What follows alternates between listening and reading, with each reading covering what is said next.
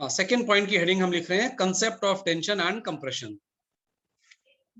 अच्छा, डॉम में ये सबसे इंपॉर्टेंट कंसेप्ट है डीएलएम्बर्ट। दैट मींस हर चैप्टर में हम डीएलएम्बर्ट का लॉजिक लगाने वाले हैं। और सेकेंड कंसेप्ट सबसे इंपॉर्टेंट है concept of tension and compression. हाँ, इधर सुनते ध्यान से, बहुत ध्यान से देखो। सपोज करो एक ये ब्लॉक है, इधर ये एक ब्लॉक है। ये जो मैं कह रहा हूं ये बहुत ध्यान से समझना, इससे डायरेक्शन ऑफ फोर्स समझ में आएगी, नहीं तो डायरेक्शन ऑफ फोर्स समझ में नहीं आएगी। मैंने सपोज एक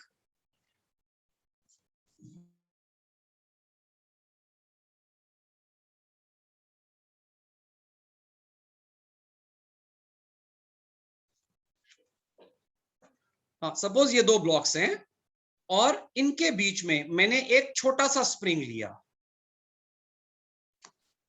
एक छोटा सा स्प्रिंग। दैट मींस इस स्प्रिंग की लेंथ इन दोनों ब्लॉक्स के डिस्टेंस से कम है।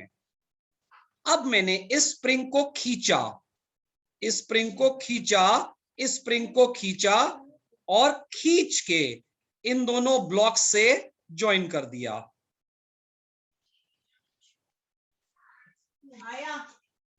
तो मैं कह सकूंगा this spring is in tension.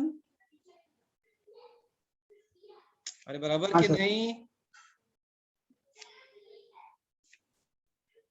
अरे आवाज आ रही कि नहीं मेरी? आ रही।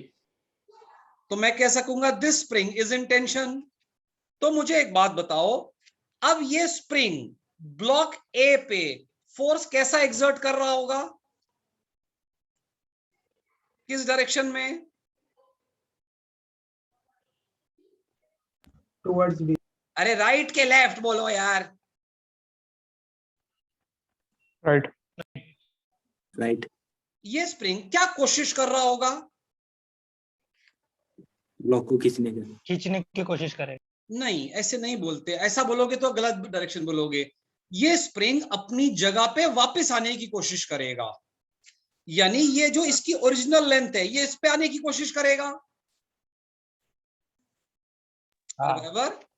और इस पे आने की कोशिश में वो इस मास को इस तरफ खींचेगा और इस मास को इस तरफ खींचेगा। ये इस तरफ, ये इस तरफ खींचेगा, तभी तो वो अपनी ओरिजिनल लेंथ पे वापस आ पाएगा। बराबर। बराबर। तो आपको याद रखना है, इसको याद कैसे रखते हैं मैं आपको बताता हूं। अगर स्प्रिंग टेंशन में होगा, जो मैकेनिक्स में मेरे साथ थे वो ये बात याद करेंगे, वहां पे मैं आपको ये चीज ऐसे ही बताता हूं। अगर अगर कोई मेंबर टेंशन में है, जैसे स्प्रिंग टेंशन में है, तो उसकी वजह से बॉडी पे फोर्स लगता है उस बॉडी से अवे, उस मेंबर स्प्रिंग के अलोंग। इस बॉडी पे फोर्स लगता है इस बॉडी से अवे, इस बॉडी से अवे और मेंबर के अलोंग। यानी अगर हम एफबीडी बनाए तो हम बोलेंगे यहां पे टेंशन टी, यहां पे tension T, because this spring is in tension. अरे समझा? समझा। हाँ, अब दूसरा एग्जांपल देखते हैं। मैं इसके बाद एक बहुत मुश्किल क्वेश्चन में ये एप्लीकेशन पूछूंगा आपसे, तब मुझे सोच के जवाब देना। हाँ, फिर से दो ब्लॉक्स हैं मेरे पास, ए और बी। अब मैंने एक बड़ा स्प्रिंग लिया, इतना बड़ा स्प्रिंग लिया, और मैंने इस स्प्रिंग को पिचकाया, और पिचका के मैंने इन दोनों ब्लॉक्स के बीच में घुसा दिया।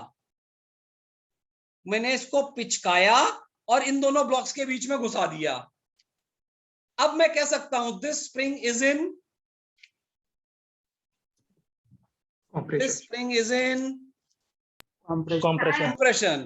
तो मुझे बताओ अब ये इस पे ए पे फोर्स कैसा एक्सर्ट कर रहा होगा? टेंसाइल। नालायक, एक नंबर का नालायक, नालायक। ये ब्लॉक ए पे फोर्स कैसा एक्सर्ट कर रहा होगा? टुवर्ड्स, इस तरफ, टुवर्ड्स ब्लॉक ए। और बी पे कैसा फोर्स एक्सर्ट कर रहा होगा?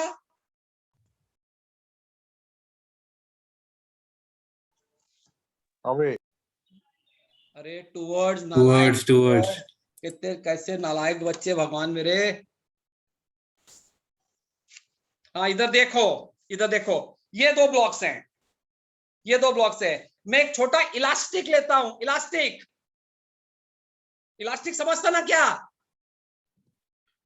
हाँ. अरे इलास्टिक समझता ना अरे क्या? हाँ समझता ना।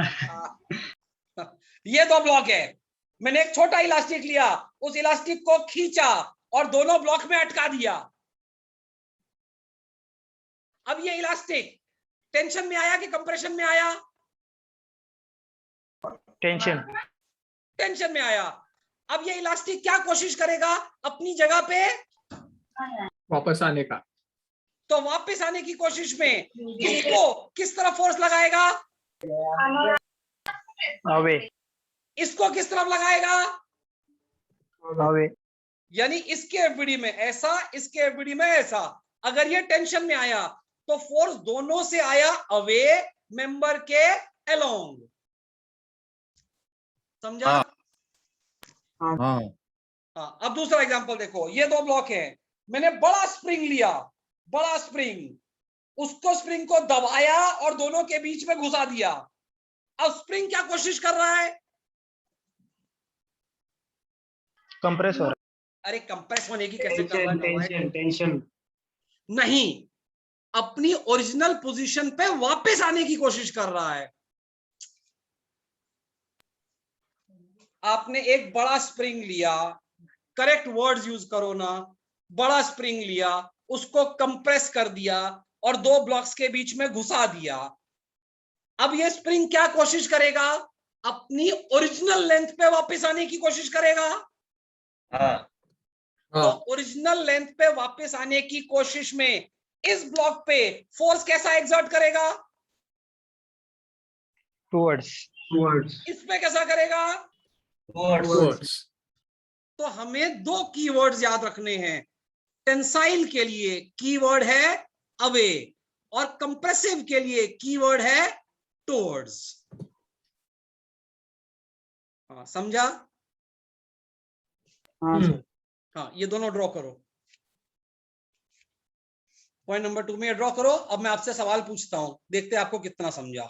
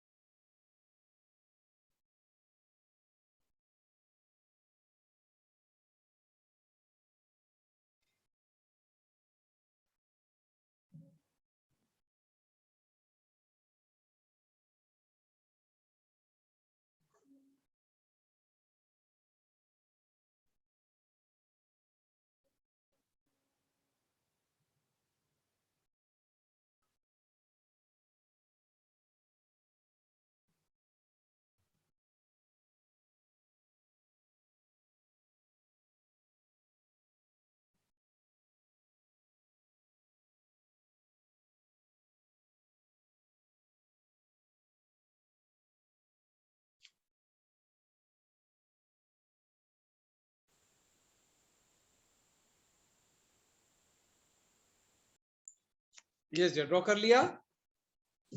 रुकते कर रहे हैं।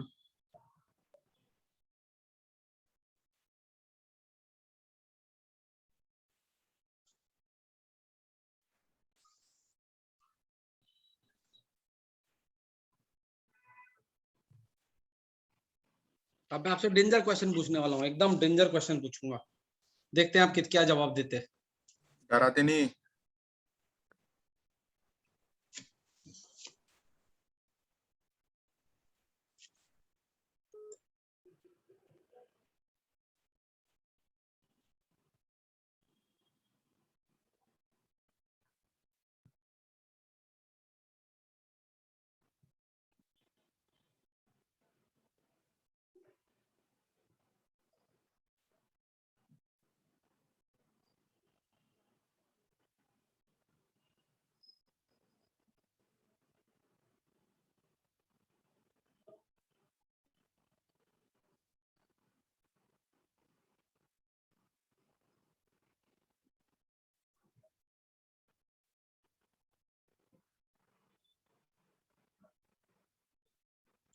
यस डियर, ड्रॉ कर लिया।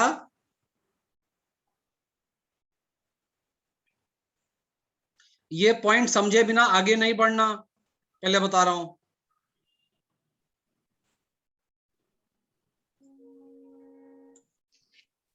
हाँ, अब आप मुझे सोच के डायरेक्शंस बताओगे, देखते आप कितने होशियार हो।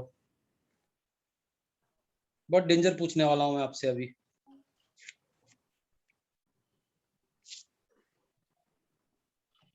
डरे हो को कितना डराओगे? घर पे झगड़ा हुआ है क्या सर? मुझसे में लग रहा है आज सारे बड़ा नहीं, सामान ऊपर निकल रहा है घर आज। घर पे झगड़ा हुआ है इसलिए बहुत भनक रहे हैं आप। नहीं, बिल्कुल भी नहीं, हाँ ना। बच्चों पे गुस्सा निकल रहा है घर का। ना। बिल्कुल भी नहीं। गए हम लोग।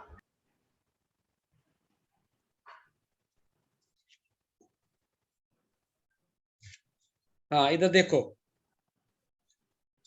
सपोज करो मैंने आपको सोच के अब जवाब देना है मेरे को। सपोज करो मैंने इस वाले, ये जो सिलेंडर 1 है, इसको क्लॉकवाइज घुमा दिया, और ये जो सिलेंडर 2 है इसको भी क्लॉकवाइज घुमा दिया। तो आपको मुझे अब सोच के बताना है कि ये तीनों स्प्रिंग्स की वजह से ये सिलेंडर ए और सिलेंडर बी पे, सिलेंडर 1 और सिलेंडर 2 पे फोर्स कैसे लगेंगे। टेंशन। अगर इसको मैंने क्लॉकवाइज घुमाया तो ये वाला स्प्रिंग टेंशन में आया कि कंप्रेशन में आया। टेंशन में। टेंशन में। टेंशन में आ गया, यानी स्प्रिंग खिंच गया। तो यहां पे फोर्स किस तरफ लगेगा, लेफ्ट की तरफ के राइट की तरफ। राइट की तरफ। लेफ्ट की तरफ लगेगा ना। आवे आवे। आगे होगा ना, आगे होगा। ए से आगे होगा। ए से आगे होगा, 1 से। लेफ्ट की तरफ के राइट की तरफ। लेफ्ट की तरफ। Left left. नालायक है जो राइट बोले, नालायक, एक नंबर के नालायक। अभी मैंने समझाया, अगर ये टेंशन में आ गया है तो ये क्या कोशिश करेगा, अपनी जगह पे वापस आने की। अपनी जगह पे वापस आने की कोशिश में ये इस पॉइंट पे फोर्स कैसा लगाएगा, अवे। जिसका एफबीडी बना रहे उससे अवे, मेंबर के अलोंग। हाँ, अब ये बताओ, ये वाला स्प्रिंग टेंशन में आया कि कंप्रेशन में आया। टेंशन। ये भी टेंशन पे टेंशन। आएगा। टेंशन पे आएगा। हाँ, तो ये बताओ इसमें यहाँ पे फोर्स कैसे लगेगा, राइट के लेफ्ट। आवे आवे राइट वर्ड। राइट की तरफ। राइट की तरफ। राइट की तरफ। हाँ, अब ये क्लॉकवाइज घुमा यानी ऐसा, ये क्लॉकवाइज घुमा यानी ऐसा।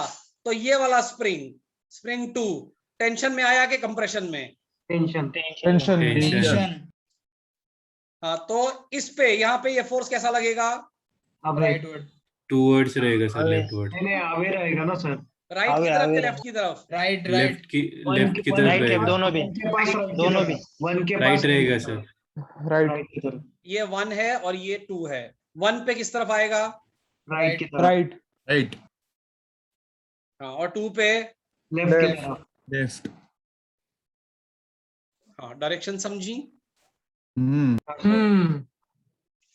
और एग्जांपल पूछता हूँ। क्या डरा दिया बच्चों को। सिंपल तो है। ना, अरे बच्चों को डरा दे नहीं, कितना डरा दिया। पाप पड़ेगा। खुद को पिन करते।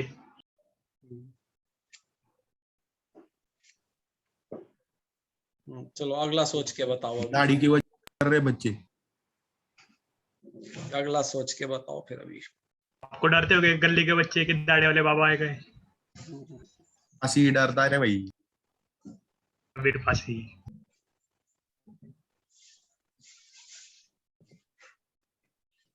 सांता क्लॉज बन के घूमते ना आप रात में। चलो सपोज ये स्प्रिंग 1 है और ये स्प्रिंग 2 है, और मैंने इस पुल्ली को इस तरह से इस डायरेक्शन में घुमा दिया। ठीक है, यानी इस तरह से ये इनिशियली इसकी मीन पोजीशन है और मैंने इसको घुमा के ऐसा कर दिया, ऐसा। तो मुझे बताओ अब स्प्रिंग 1 और स्प्रिंग 2 की वजह से फोर्स कैसा आएगा। स्प्रिंग 1 टेंशन में आया कि कंप्रेशन। टेंशन में। टेंशन पे रहेगा। तो यहाँ पे फोर्स कैसा लगेगा इसकी वजह से, अवे। वे नीचे ऊपर के रहेगा। नीचे। नीचे नीचे। हाँ, अब स्प्रिंग 2 जो है वो टेंशन में आया कि कंप्रेशन। कंप्रेशन में, स्प्रिंग टू टेंशन के कंप्रेशन, कंप्रेशन, कंप्रेशन, कंप्रेशन। अगर मैंने ऐसे घुमाया है तो ये कंप्रेस हो गया। हाँ, तो यहाँ पे फोर्स कैसा आएगा? टुवर्ड्स ऊपर, टुवर्ड्स, ऊपर के नीचे। ऊपर, ऊपर, हाँ, ये बहुत इंपॉर्टेंट है। अगर आप डायरेक्शन गलत ले लोगे स्प्रिंग फोर्स की, टेंशन कंप्रेशन की, तो ऑटोमेटिकली आपका क्वेश्चन गलत हो जाएगा, क्योंकि इक्वेशन ही मैच नहीं होगी फिर। तो स्प्रिंग के केस में हमारे लिए बहुत बहुत इंपॉर्टेंट होगा कि हमें यह समझे कि स्प्रिंग टेंशन में है या कंप्रेशन में, अकॉर्डिंगली हम उसकी फोर्स की डायरेक्शन मार्क कर सकें। बहुत सारे क्वेश्चन में कभी वो टेंशन में आएगा, कभी वो कंप्रेशन में आएगा। समझा? कि एक और एग्जांपल पूछूं? समझा।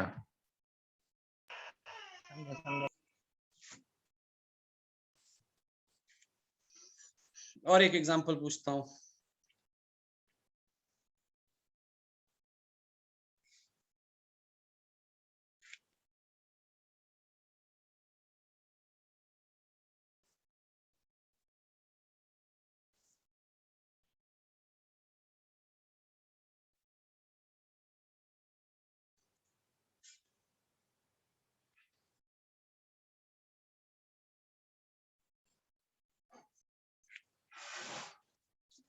सपोज ऐसा क्वेश्चन है, ये स्प्रिंग K1 है, ये स्प्रिंग K2 है।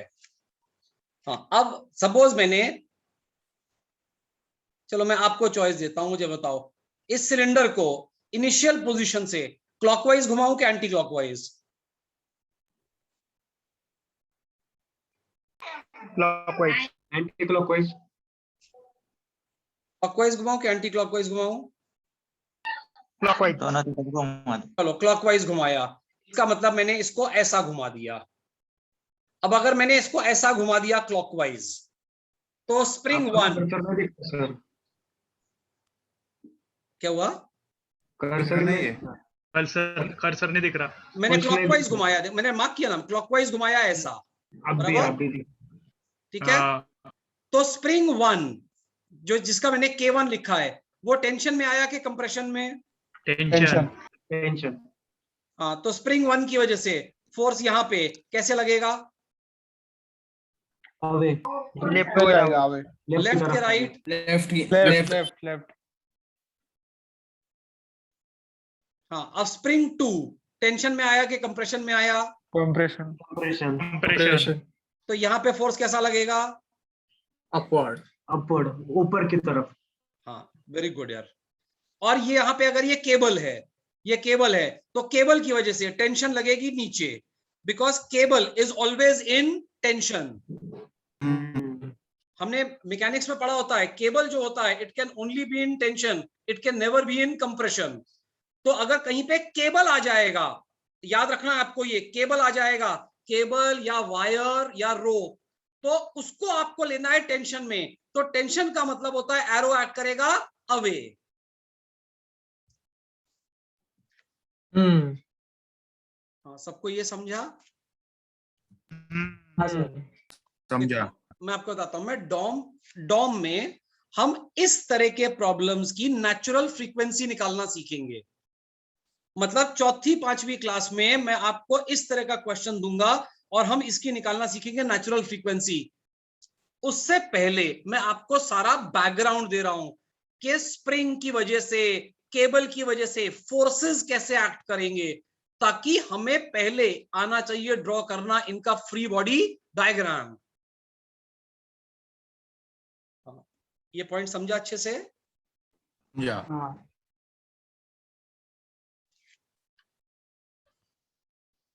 नेक्स्ट लिखो, point number 3। Next point number 3, spring force and spring energy. Point number 3, spring force and spring energy.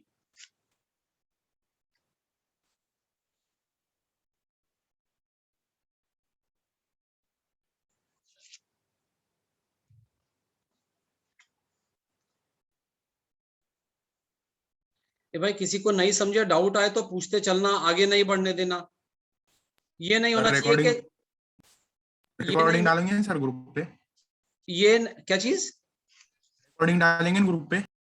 डालूंगा ना, इनिशियल बेसिक की डालूंगा। आप साथ साथ डाउट क्लियर करते चलो ना, अगर कोई डाउट आता है मेरे को साथ साथ पूछो ना यार। न्यूमेरिकल में जाने के हो बाद आप जाते मेरे को ये डायरेक्शन गलत नहीं बताने चाहिए यार बस। गुस्सा हो जाते हैं आप। नहीं तो मैं इसीलिए बोल रहा हूँ, आप अभी पूछो ना, न्यूमेरिकल में नहीं पूछना यार।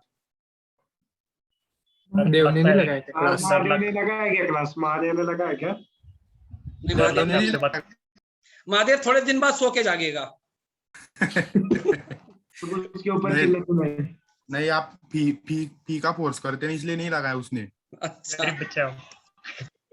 डर लगता है आपसे डाउट पूछने के लिए। तो जिंदगी भर वाइब्रेशन नहीं समझेगा क्या होता है फिर, नालायक। ऐसा लगता है कैमरे से उठ के मारूंगे। अच्छा सुनो इधर, अब स्प्रिंग फोर्स सुनते। ए भाई बहुत ध्यान से सुनना। अगर कोई स्प्रिंग है जिसकी अनस्ट्रेच्ड लेंथ है x0, अगर कोई स्प्रिंग है जिसकी अनस्ट्रेच्ड लेंथ है x0 और मैं इसको खींच के इसकी लेंथ बना देता हूं लेट अस से x1, मैंने इसको खींचा और इसकी लेंथ बना दी x1, तो मुझे बताओ स्प्रिंग टेंशन में आया कि कंप्रेशन में? टेंशन में। ऑब्वियसली मैंने खींचा तो स्प्रिंग आ गया इन टेंशन। यानी इस स्प्रिंग में अब जो फोर्स आ गया है, that force is given by F is equal to K into x. एक मिनट, इसको हम डेल्टा एक्स लेते हैं, K into delta x, where delta x is the deflection in the spring. मैं तभी डेल्टा एक्स लिया, हमें यह समझ में आना चाहिए delta x is the deflection in the spring. इसका मतलब मैं कह सकता हूं इस केस में इस स्प्रिंग में जो फोर्स आएगा वो आ जाएगा K into x1 minus x0, और मैं कह सकता हूं इसमें ये जो फोर्स आया दिस विल बी टेंसाइल। अरे समझा? के मतलब, के का मतलब है? बताता हूं, आगे बताता हूं मैं। Where K is known as the spring constant. अरे यार हमने डीएमई पढ़ा हुआ है ना? हाँ पढ़ा है ना, पढ़ा है। डीएमई में पूरा स्प्रिंग डिजाइन सीखा था हमने। हाँ सीखा था। क्या बात कर रहे हैं? वो 9 के बाद पढ़ाई छोड़ दिया ना वो नहीं वो नया है बच्चा, वो बाकी नहीं कुछ समझ में। इधर देखो, ये अब ये साइड वाला डायग्राम देखो, ये डायग्राम में ये जो मैं फोर्स दिखा रहा हूं, ये जो टी दिखा रहा हूं, ये वाला टी जो दिखा रहा हूं, अब मैं आपको इसकी वैल्यू निकालनी सिखा रहा हूं कि इसकी वैल्यू क्या होगी। इसकी वैल्यू होगी K into delta x, K into delta x, where K होगा इस स्प्रिंग का स्प्रिंग कांस्टेंट और डेल्टा एक्स होगी इस स्प्रिंग में कितनी हुई है डिफ्लेक्शन। हमने स्प्रिंग फोर्स की डायरेक्शन समझ ली, अब हम समझ रहे हैं कि उस स्प्रिंग फोर्स की वैल्यू क्या होगी, तो वो होती है F is equal to K into delta x. अच्छा अब इसी तरह से फिर से देखो, सेम स्प्रिंग है x0, अब मैंने स्प्रिंग को पिचका दिया, पिचका के इसकी लेंथ बना दी सपोज x1, तो अब ये स्प्रिंग टेंशन में है कि कंप्रेशन? कंप्रेशन। तो इस स्प्रिंग में जो फोर्स होगा, इस स्प्रिंग में जो फोर्स होगा वो होगा K इंटू डेल्टा एक्स। तो इस केस में क्या बन जाएगा F equal to K into x1 plus x2 x0 minus x1। अरे बराबर। और ये फोर्स जो होगा दिस विल बी कंप्रेसिव। इसका मतलब मेरे को जिस तरह से स्प्रिंग फोर्स की डायरेक्शन समझ में आनी चाहिए कि एरो अवे लगेगा या टुवर्ड्स, उसी तरह से मुझे स्प्रिंग फोर्स की वैल्यू भी निकालनी आनी चाहिए जो होती है K इंटू डेल्टा एक्स। हाँ ये दोनों लिख लो आप, कौन सा? ये दोनों डायग्राम ड्रॉ करो। F is equal to K delta x, ये टेंसाइल, फिर F is equal to K delta x, ये कंप्रेसिव।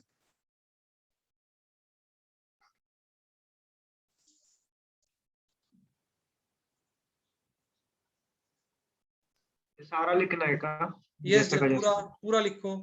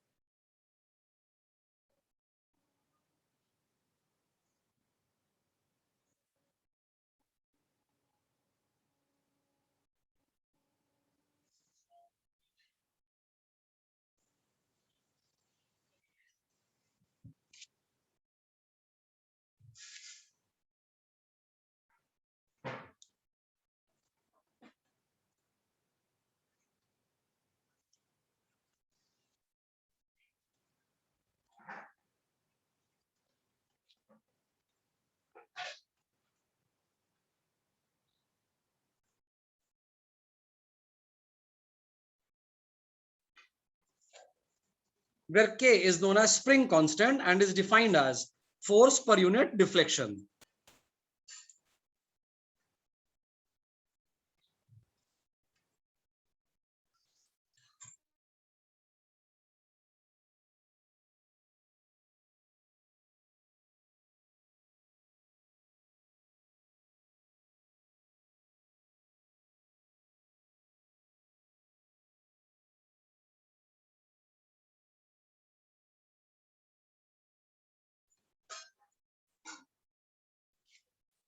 ये जो इतना लिख लिया। हाँ एक सेकंड रुकते हैं। हैंडराइटिंग सुधार दे।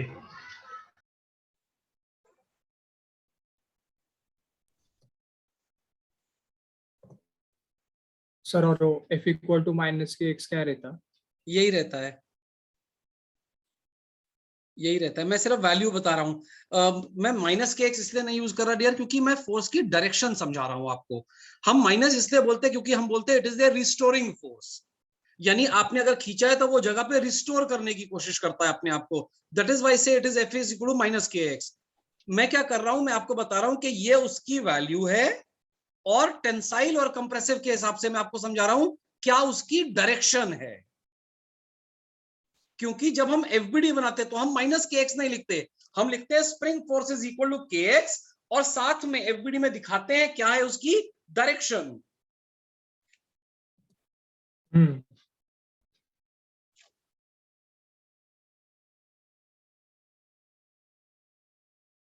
हाँ, ये समझा? हाँ सर। तो फिर एक सवाल पूछूं अब। पूछो ना।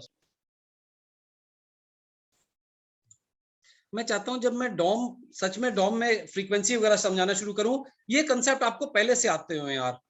वहां पे ये नहीं होना चाहिए कि वहां पे हम ये चीजें सीख रहे हैं, उसमें बहुत दिमाग खराब होता है फिर। देखते हैं आप कितने होशियार हो अभी।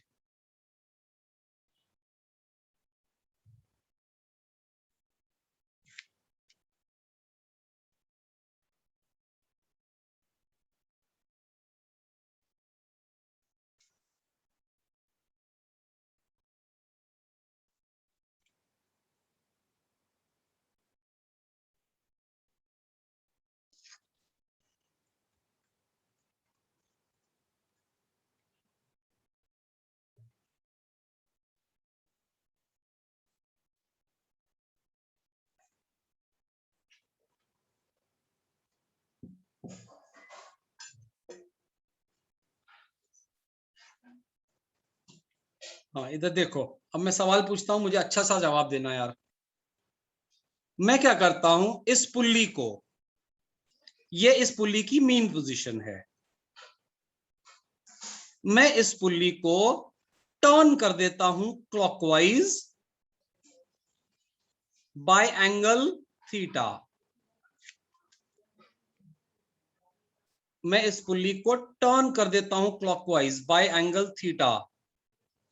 तो मुझे एक बात बताओ सोच के, जो स्प्रिंग 2 है वो टेंशन में आया कि compression? Tension spring to K2 ना, K2 ना, टू, हाँ ऑब्वियसली K2 स्प्रिंग टू यार। टेंशन में तो टेंशन में होगा। टेंशन में है। टेंशन में आया। हाँ। तो मुझे सोच के बताओ स्प्रिंग टू का डिफ्लेक्शन कितना हुआ? K into x1 minus x2 x spring two का डिफ्लेक्शन कितना हुआ? K2 minus theta. K2 into delta x. मैं क्या K2 पूछ रहा हूँ, minus- आप क्या जवाब दे रहे हैं यार? K2 minus वो theta. डिफ्लेक्शन अरे हाँ, फोर्स डिफ्लेक्शन ना, और K2 मैं into फोर्स नहीं बोल R2 रहा, मैं बोल रहा हूं स्प्रिंग टू का डिफ्लेक्शन कितना हुआ? x2 ना, x1 minus x0 इधर x1 x0 कुछ नहीं दिया हुआ। Theta. R2 theta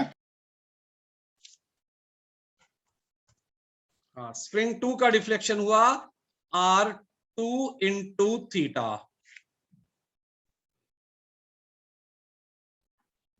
नहीं समझा? नहीं साफ साफ साफ साफ है ना? आप सुन गए। अच्छा, इधर देखो, इधर देखो। एक ये डायग्राम मुझे, ये डायग्राम देखो।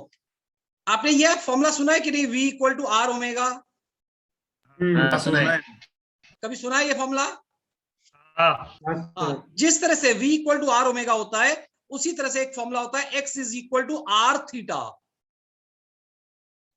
यानी ये रिलेशन होता है between linear velocity and angular velocity. ये रिलेशन होता है between linear distance and angular distance. यानी अगर मैं, ध्यान से देखो, अगर मैं यहां पे एक ब्लॉक ऐसा टाई कर देता हूं और मैं इसको टर्न करता हूं बाय थीटा, तो ये नीचे आएगा बाय आर थीटा। अरे समझता है ये बात? हाँ हाँ फिर से सुनो ये बात मेरी। सपोज करो एक ब्लॉक सर्कुलर है, सर्कुलर डिस्क है, इसका रेडियस है आर। मैं इस सर्कुलर रेडियस पे यहां पे एक रस्सी से एक मास लटका देता हूं। अब मैं इस सर्कुलर डिस्क को टर्न करता हूं से बाय एंगल थीटा, तो ये मास लीनियरली नीचे जाएगा। हाँ, तो ये लीनियरली कितना नीचे जाएगा? ये x जिस डिस्टेंस से नीचे जाएगा that will be r into जितना मैंने एंगल टर्न किया थीटा। बराबर। इसी तरह से अगर सपोज मैं एक मास यहां हैंग करता हूं, एक मास यहां हैंग करता हूं, सपोज ये मास m1 है, ये मास m2 है, और अब मैं ये डिस्टेंस को बोल देता हूं सपोज r1, ये डिस्टेंस को बोल देता हूं r2, और अब मैं इसको टर्न करता हूं बाय थीटा, तो मुझे बताओ ये कितना ऊपर जाएगा? R1 into r1 into theta. और ये कितना नीचे आएगा? R2 theta R2 R2 into theta. बराबर। अब हाँ। यही बात हमें अप्लाई करनी आनी चाहिए स्प्रिंग के केस में। यही बात हमें अप्लाई करनी आनी चाहिए। जब मैंने इस स्प्रिंग को, ये डिस्क को टर्न किया बाय थीटा, ऐसा टर्न किया ऐसा, तो ये स्प्रिंग इधर से खिंच के ऐसा गया। अरे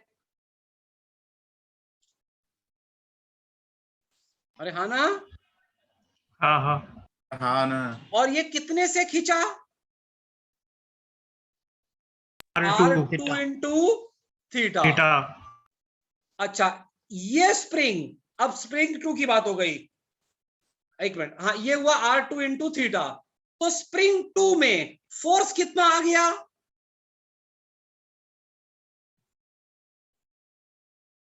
K into R2 into theta और ये फोर्स टेंसाइल आया कि कंप्रेसिव? tensile tensile.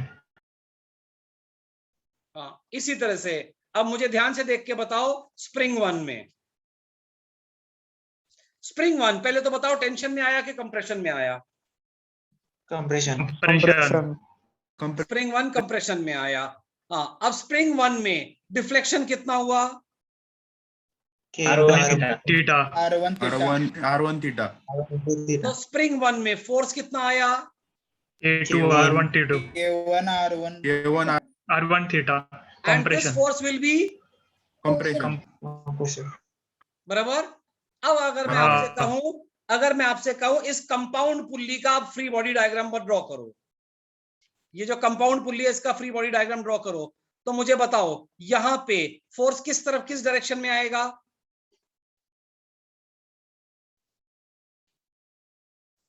लेफ्ट के राइट?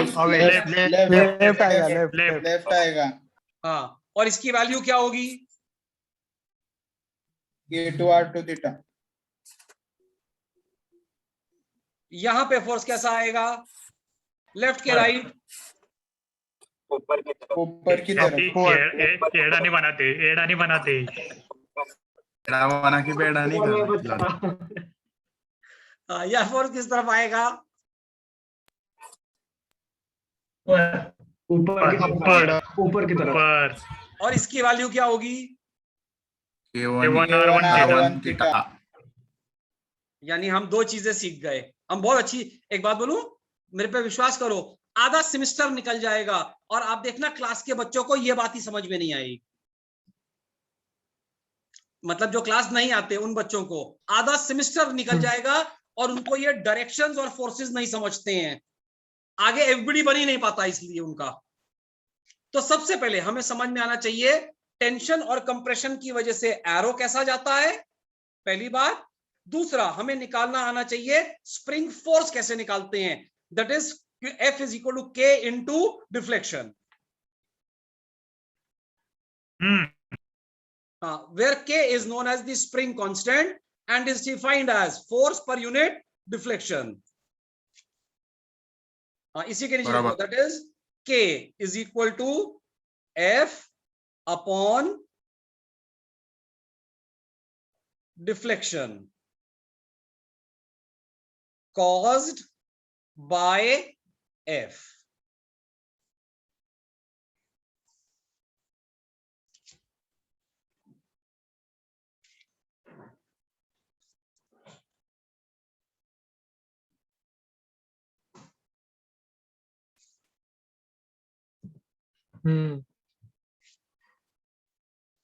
हाँ, ये लिख लिया। क्या क्या लिखना है?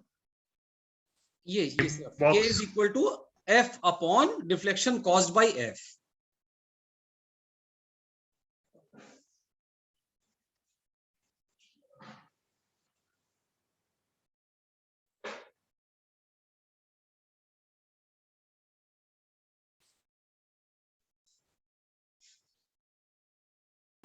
छोड़ते हैं अभी। हाँ, एक मिनट, ये पॉइंट समझा अच्छे से कि नहीं समझा? हाँ समझा। हाँ, कितने पॉइंट आ गए हमें समझ में? 3 नहीं, दूसरा पॉइंट में स्प्रिंग एनर्जी रह गई, अभी लिखो। 2.5 आ गया फिर. हाँ, इसी पॉइंट में लिखना है। पॉइंट नंबर 3 ही है, स्प्रिंग एनर्जी। हेडिंग दो, स्प्रिंग एनर्जी। सर वो डायग्राम निकालनी थी? नहीं डियर, नहीं, ये मैं सिर्फ एक्सप्लेन करने के लिए ये बना रहा हूं, ताकि अब जब मैं क्वेश्चन में जाऊं तो आप मुझे डायरेक्शन और मैग्नीट्यूड जो स्प्रिंग की वजह से फोर्स आएगा वो गलत नहीं बताने चाहिए। अगर आप ये सही बता दोगे तो मैं आपको नेचुरल फ्रीक्वेंसी, फोर्स फ्रीक्वेंसी वगैरह जो होती है वो सब निकालने की टेक्निक सिखा दूंगा, लेकिन पहले आपको एफबीडी बनाना आना चाहिए। उम्मीद अक्सर भूल जाती है। भूल नहीं जाना बस। महादेव आए तो तब हाँ, फिर से दिखाना पड़ेगा। फिर सिखाना ही पड़ेगा आपको सिखाना ही पड़ेगा। देवों का देव महादेव, नए बच्चे आने वाले। मान होम के ट्यूशन चलो, देते उसकी, होम ट्यूशन देते उसकी। Private teacher. लिखो स्प्रिंग एनर्जी, लिखो energy stored in A spring is given by energy stored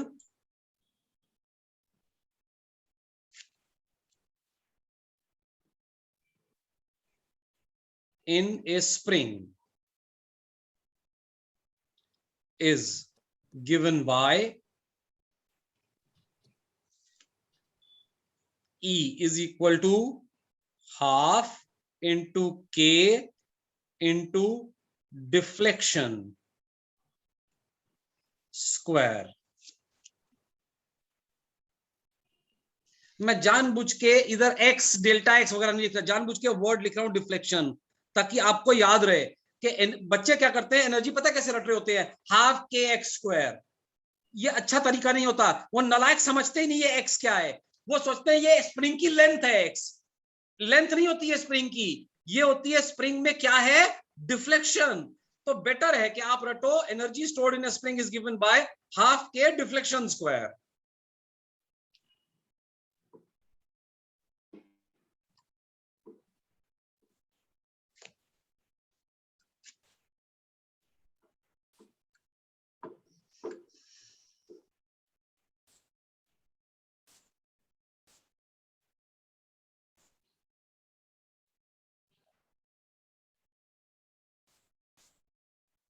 हाँ, ये 3 पॉइंट समझे?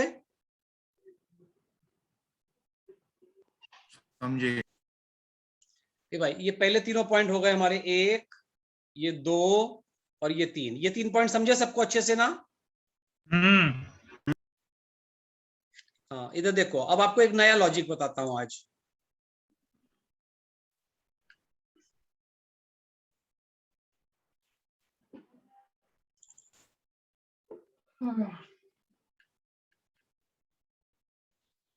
हाँ, अब मैं कुछ नाम लिखता हूं, आप मुझे इन वाइब्रेशंस का मतलब बताना। 1 मिनट, अगले 5 मिनट आपको 10 मिनट कुछ लिखना नहीं है।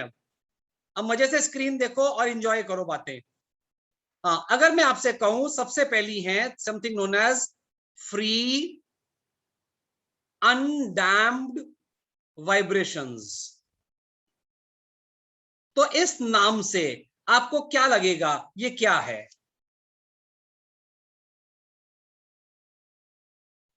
हम डॉम में बड़े बड़े नाम, बड़े बड़े वर्ड सुनने वाले हैं और उनका मीनिंग इतना बच्चों वाला होता है। तो बड़े बड़े जो नाम है इनको प्रैक्टिकली समझते हैं, इसका मतलब क्या है? फ्री अनडैम्ड वाइब्रेशन मतलब क्या? नॉर्मल वाइब्रेशन जो एब्जॉर्ब नहीं हो रही।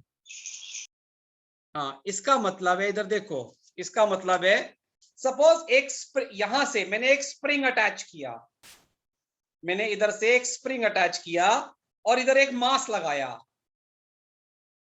अरे सुन रहे? अरे हाँ, सुन रहे। इधर से एक स्प्रिंग अटैच किया, इधर एक मास लगाया और मैंने अब मास को थोड़ा सा खींचा और छोड़ दिया, तो ये मास अब बची हुई जिंदगी ऊपर नीचे करता रहेगा। ओ यार, पूरी अरे बची बस। हुई जिंदगी ऊपर नीचे करता रहेगा। क्यों? बोलो क्यों? क्योंकि वो अनडैम्ड है। मैं यहां पे आपको इस वर्ड का मतलब समझाने की कोशिश कर रहा हूं। ये अनडैम्ड का मतलब होता है कि कहीं पे कोई रेजिस्टेंस या एनर्जी का लॉस होने वाला नहीं है, यानी आपने एक बार खींच के छोड़ा तो ये वाइब्रेशंस अनडैम्ड होने की वजह से अब ये वाइब्रेशन जिंदगी भर चलता रहेगा। सर प्रैक्टिकली तो कुछ समय बाद रुक जाएगा ना, प्रैक्टिकली सोचे तो। ऑब्वियसली डियर, ये हम थियोरेटिकली बात कर रहे हैं, मैं आपको अलग अलग टर्म्स बता रहा हूं। जैसे अगला वर्ड होगा फ्री डैम्ड वाइब्रेशंस, ओके। इसका मतलब क्या होगा? कुछ समय बाद वो रुक जाएगा। यानी मैं जब खींच के छोड़ूंगा तो धीरे धीरे धीरे धीरे धीरे धीरे धीरे जैसे जैसे टाइम बीतेगा, जैसे जैसे टाइम बीतेगा वो स्लो होता जाएगा and finally it will come to rest. इसका मतलब है कि vibrations will die down over a period of time. If vibrations are going to die down over a period of time, we say that the vibrations are damped vibrations. बराबर। बराबर। अच्छा, तो मुझे बताओ यहां पे इस फ्री का मतलब क्या है?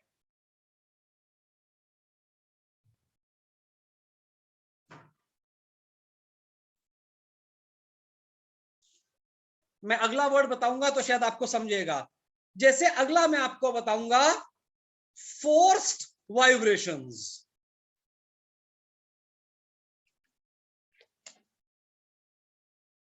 बराबर। ये सब अपने अलग आप ही अलग, करने वाला। ये जो मैं बता रहा हूं ये सारे हमारे डॉम के अलग अलग चैप्टर है। मैं आपको चैप्टर के नाम से पहले ये समझा रहा हूं कि इस सब्जेक्ट में हम क्या सीखेंगे। हाँ, अब फ्री वाइब्रेशंस का मतलब समझो। फ्री का मतलब है कि मैं एक ही बार उस बॉडी को मीन पोजीशन से डिस्प्लेस करूंगा और छोड़ दूंगा, उसके बाद वो फ्री है वाइब्रेट करने के लिए। यानी मैंने एक इनिशियल डिस्प्लेसमेंट देना है और उसको छोड़ देना है बस। यानी ये स्प्रिंग मास सिस्टम है। सपोज ये दीवार है, यहाँ पे एक स्प्रिंग है, ये मास है, और मैंने एक बार खींचा और छोड़ दिया। अगर मैंने छोड़ दिया तो ये फ्री वाइब्रेशंस हो गई। Now these free vibrations can be damped और अनडैम्ड। अनडैम्ड होंगी तो ये जिंदगी भर चलता रहेगा, अगर डैम्ड होंगी तो धीरे धीरे धीरे धीरे it will die down and it will come back to its mean position.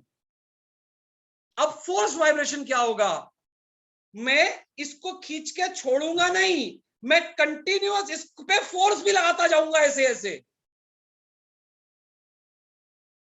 या किसी तरीके से इस पे कंटिन्यू फोर्स लगाता रहूंगा और इसको वाइब्रेट कराता रहूंगा। प्रैक्टिकल एग्जांपल बताओ, देखते हैं आप कितने होशियार हो। किस चीज का? Shock absorber. फोर्स वाइब्रेशंस का। Shock absorber.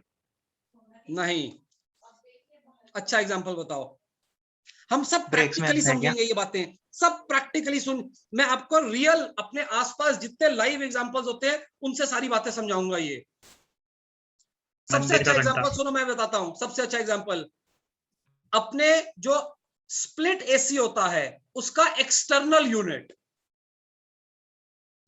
स्प्लिट एसी में आप क्या करते हो? एक्सटर्नल यूनिट को ऐसे करके दो ब्रैकेट्स पे सपोर्ट कर देते हो। ऐसा यूनिट होता है बाहर रखा हुआ। अरे कभी देखा है कि नहीं देखा है? अरे गरीबों के घर में नहीं होता। अरे देखा, दिखाते हैं। देख के बोला है। हाँ, अब देखा है। उसमें ऐसा करके रोटर होता है जो फैन घूमता है बाहर ऐसा। हाँ। अब जब ये घूमता है तो ये इम्बैलेंस क्रिएट करता है। वो मैं आपको सिखाऊंगा वो इम्बैलेंस कैसे आता है।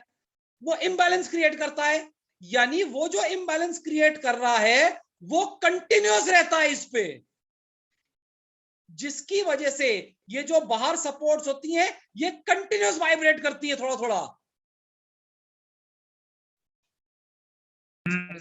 अरे समझा कि नहीं? These vibrations are called forced vibrations. दूसरा, आप कार का इंजन स्टार्ट करते हो, भले भले आप इंजन की रेस कम रखो या ज्यादा रखो, थोड़ी सी इंजन में वाइब्रेशन महसूस नहीं होती क्या? हाँ होती है। That is continuous. वो क्योंकि इंजन घूमने की वजह से जो भी इम्बैलेंस होता है वो कंटिन्यूअस है। वो आप एक बार घुमा के छोड़ नहीं रहे, वो वाइब्रेशंस कंटिन्यूअस होती रहती हैं, बिकॉज कंटिन्यूअसली उस पे अनबैलेंस फोर्स एक्ट हो जाता रहता है। So those vibrations are called forced vibrations. हम जो पहला चैप्टर सीखेंगे जिसके लिए मैं ये आपको कहानी बेसिक्स बता रहा हूं, वो होंगे फ्री अनडैम्ड वाइब्रेशंस। यानी पहला चैप्टर जो मैं आपको सिखाऊंगा वो होगा फ्री अनडैम्ड। ऑब्वियसली अनडैम्ड जो है वो एक हाइपोथेटिकल कंसेप्ट है। प्रैक्टिकली हम सोचे तो अनडैम्ड जैसी कोई चीज हो ही नहीं सकती, क्योंकि अगर हम किसी भी स्प्रिंग मास सिस्टम को खींच के छोड़ेंगे तो धीरे धीरे it will come to rest. लेकिन हम थियोरेटिकली सबसे पहले पढ़ते हैं what is free undamped system. फ्री का मतलब है एक बार हम उसको टपली मारेंगे और छोड़ देंगे, उसके बाद वो फ्री है टू वाइब्रेट। अनडैम्ड मतलब उसमें एनर्जी का लॉस नहीं होगा और वो वाइब्रेशन जिंदगी भर चलते रहेंगे। अरे समझा? हाँ चलो बस आज इतना ही करते।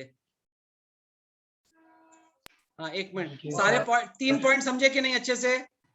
हाँ हाँ समझे। सबको स्प्रिंग फोर्स की डायरेक्शन समझ में आ गई? हाँ, डायरेक्शन में गड़बड़ नहीं करेंगे ना?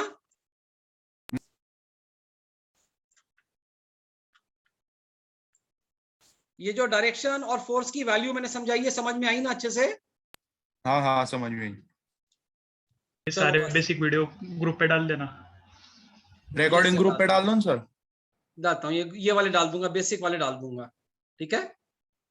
हाँ और कल शेविंग वगैरह कर आते। हाँ, अब कल आपको मैं सिखाऊंगा नेचुरल फ्रीक्वेंसी क्या होती है, ये वाला लॉजिक समझाऊंगा, ठीक है? हम्म बोर्ड चलो यूज बाय किया बाय। करो ना, है डियर? इसमें सिखाते कल। बोर्ड यूज किया करो ना।